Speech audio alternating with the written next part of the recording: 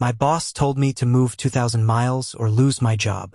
He said team culture was non-negotiable and that office synergy was the future of the company. So, I packed my entire life into a U-Haul, drove across 3 time zones, and showed up at the office on Monday morning. The only problem? The office was locked, the lights were off, and I was the only employee in the entire state. Here is how my boss's obsession with attendance cost the company $60,000 and gave me the best paid vacation of my life. I've been a senior software lead for this company for 5 years. I've had perfect performance reviews and I hit every deadline. But in early 2026, we got a new VP of operations. Let's call him Ken. Ken is the kind of guy who thinks if he can't see you sitting in a chair, you aren't working. In January, Ken sent out an ultimatum. The remote work experiment was over. I was told I had to relocate to the headquarters in Seattle by the 1st of the month, or consider it my immediate resignation. To sweeten the deal, or maybe to trap me, he offered a $20,000 relocation bonus, payable after my first week in the office. Honestly, who is still forcing people into offices in 2026? Let me know in the comments if your boss is trying this return to office nonsense. I moved. I signed a 12-month lease on an overpriced apartment 10 minutes from the office.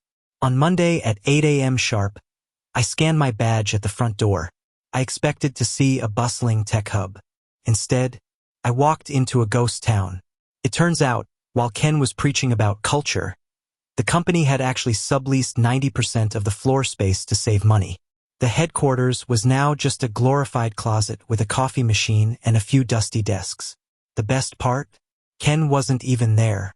He was still working from his beach house in Florida, calling into meetings via Zoom with a tropical drink in his hand.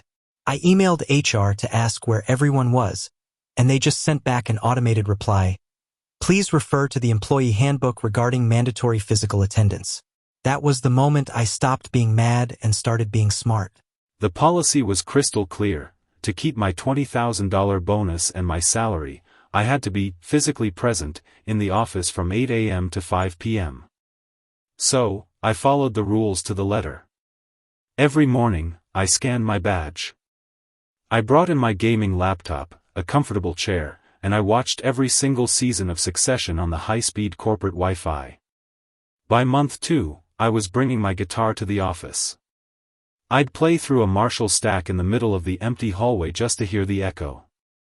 The security guard at the front desk became my best friend. I'd buy him lunch every Friday using the company card Ken gave me for team building.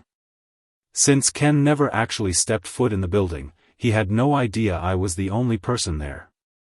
While he thought I was collaborating, I was actually spending 8 hours a day interviewing for a 100% remote job with his biggest competitor.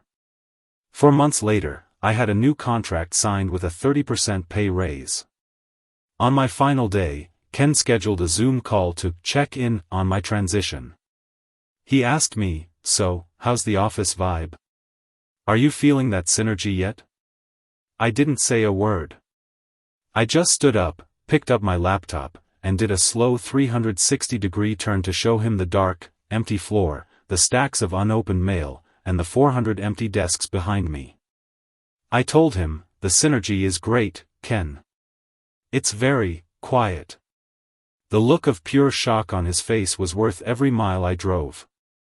I sent my resignation letter 10 minutes after that call. Ken was furious. He tried to have the legal team claw back my $20,000 relocation bonus, claiming I defrauded the company. But I was ready.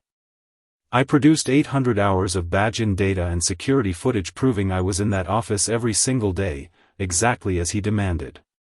Their own legal team told him to kick rocks. I had followed the policy better than anyone else in the company.